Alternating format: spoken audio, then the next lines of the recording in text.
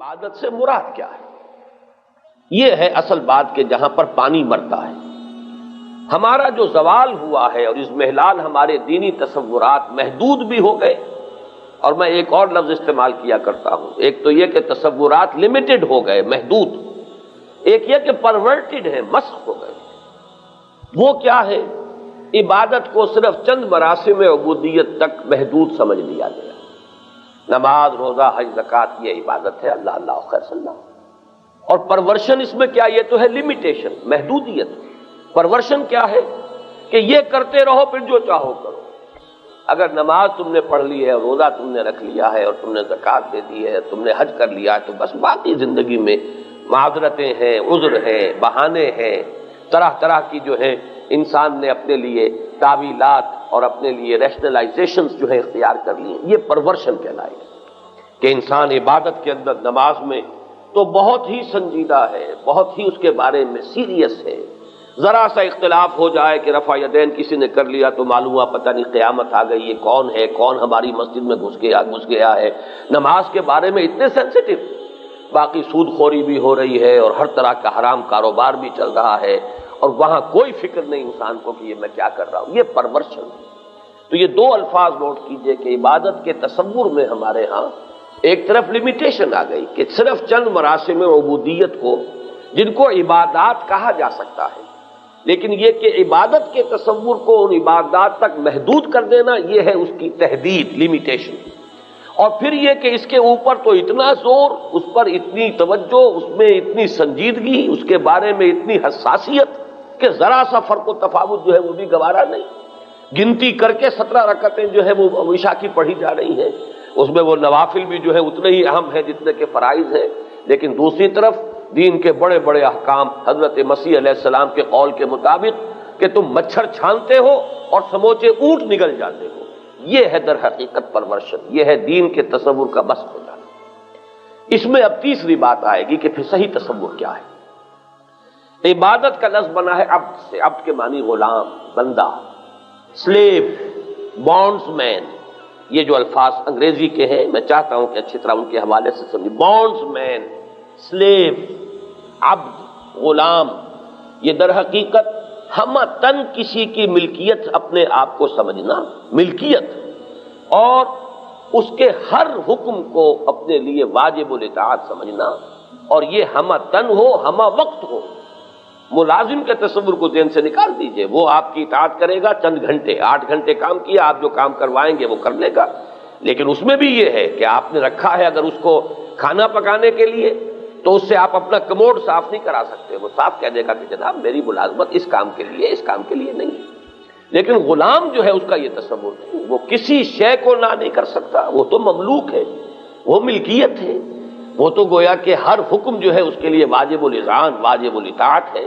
تو غلامی کے اس تصور کو سامنے رکھیے، عبد، اور عبادت کے معنی ہوں گے بندگی، غلامی۔ تو ابھی میں نے شعر بھی آپ کو سنایا، زندگی آمد برائے بندگی، زندگی بے بندگی شرمندگی۔ البتہ یہ کہ اس میں ایک چیز کا اور اضافہ ہے، الحمدللہ کہ یہ تصور اس زمانے میں بعض مفکرین اور جو بھی دین کے خادم ہیں ان کی مساعی کے نتیجے میں یہ تصور تو اب عام ہو گیا ہے، چاہے لوگ عملاً اختیار نہ کریں، لیکن کافی بڑی تعداد اب ہمارے ہاں ایسے لوگوں کی ہے، مڈل کلاس کے لوگ، پڑھے لکھے لوگ، جو یہ سمجھتے ہیں کہ عبادت کے معنی صرف یہ مراسم عبودیت نہیں ہے بلکہ پوری زندگی میں اطاعت ہے۔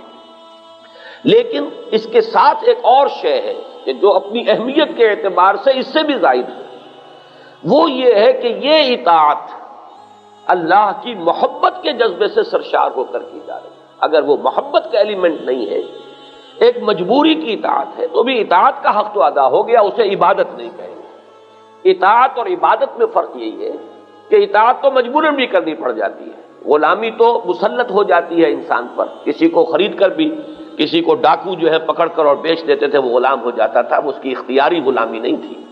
انگریز نے ہم پر آ کر حکومت جمالی اپنی ہمیں شکستیں دی، اور یہ ہماری اختیاری نہیں تھی غلامی بلکہ جبری تھی۔ جبکہ اللہ کی وہ غلامی جو درکار ہے وہ یہ ہے کہ خود انسان کے اندر اللہ کی محبت کا جذبہ اتنا قوی ہو جائے کہ وہ خود اپنے آپ کو اللہ کے قدموں میں لا کر ڈال دے، بچھا دے۔ تو یہ در حقیقت روح عبادت ہے محبت خدا بندی، اور جسد عبادت ہے اطاعت خدا بندی۔ ان دو چیزوں کو نوٹ کر لیجئے۔ جیسے ہمارا یہ جسم ہے اور اس میں روح ہے، یا روح کی جگہ جان، اب یہاں لفظ استعمال کر لیجئے، جسم اور جان۔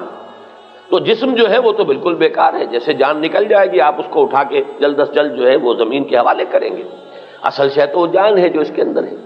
اسی طریقے سے لیکن یہ بھی آپ کو معلوم ہے کہ جان نظر نہیں آتی، نظر تو یہی جسم آتا ہے، 2 من کا 2.5 من کا وہ جسم جو ہے وہی نظر آئے گا، وہ جان بیچاری کتنے ماشے کی ہے کتنے رتی کی ہے پتہ ہی نہیں کسی کو۔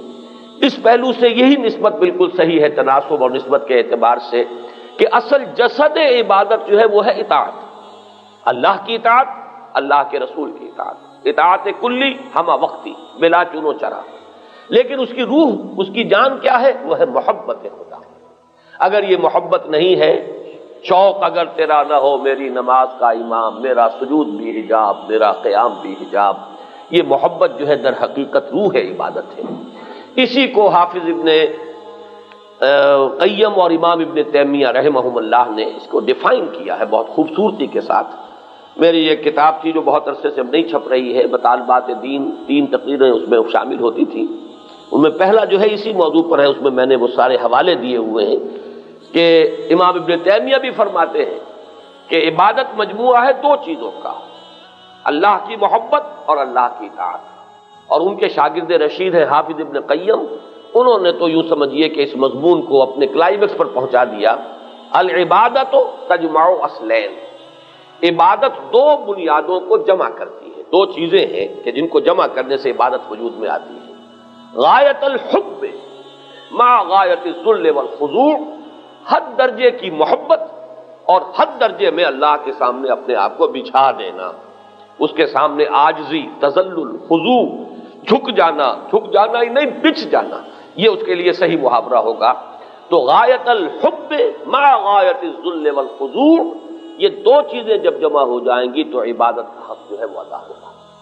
اس میں تھوڑی سی بات اور عرض کر دوں، کیونکہ نظر آ گیا کہ یہ تو بڑا مشکل کام ہے، بہت ہی اس کے راستے میں موانع ہیں، رکاوٹیں ہیں، کون اس پوری ڈیفینیشن کے مطابق کون دعویٰ کر سکے گا کہ میں اللہ کا بندہ ہوں؟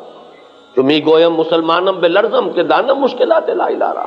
تو اس کے لیے ذرا حوصلہ افزائی کے لیے عرض کر دوں کہ یہ اسی لیے قرآن مجید میں بڑی وضاحت کے ساتھ یہ بات بیان کی گئی ہے۔ جس شخص نے یہ طے کر لیا ہو کہ مجھے اللہ کا بندہ بن کر رہنا ہے، وہ اللہ ہی سے مدد طلب کرتا رہے، اس کی مدد اور توفیق کے بغیر اپنے اس ارادے پر پورا نہیں اتر سکے گا۔ یہی مضمون ہے سورہ فاتحہ کی مرکزی آیت کا، ایاک نعبد و ایاک نستعین۔ یہ جو دونوں چیزوں کا باہمی ربط ہے، اے رب ہم تیری ہی بندگی کرتے ہیں اور کریں گے، لیکن تجھ ہی سے مدد چاہتے ہیں اور چاہیں گے، تیری مدد کے بغیر، تیری استعانت، تیری اعانت کے بغیر، تیری توفیق اور تیسیر کے بغیر ہم یہ کام نہیں کر سکیں گے۔ مزید اس میں اور دلجوئی کی ہے اور اطمینان دلایا ہے۔ کسی وقت جذبات کی رو میں آ کر آدمی بہہ گیا، کسی وقت ماحول کا اثر اتنا پڑ گیا کہ آدمی جو ہے وہ کہیں گم ہو گیا اور اس کی گمشدگی میں اس سے کوئی غلط حرکت سرزد ہو گئی، تو ان دونوں حالتوں کے اندر فوراً توبہ کرے گا تو گویا کہ جو خطا ہوئی ہے وہ ایسے ہو جائے گی جیسے ہوئی ہی نہیں تھی۔ التائب من الذنب کمن لا ذنب له۔ ہاں ڈیرا لگا لو گے، اسی پر جم جاؤ گے، مستقل طور پر معصیت کو اختیار کر لو گے، تو پھر یوں سمجھیے کہ جیسے دیمک چٹ کر جاتی ہے اندر ہی اندر چوکھٹ کو، اوپر ایک ونیئر رہ جاتا ہے، بس وہ اندر ہی اندر سب کچھ چٹ ہو جائے گا، چاہے اوپر سے آپ کو نظر آ رہا ہو کہ میرا دین بھی سالم ہے اور ایمان بھی سالم ہے، کچھ نہیں رہے گا اندر، اگر یہ کسی معصیت پر ڈیرا مستقل طور پر لگا دیا۔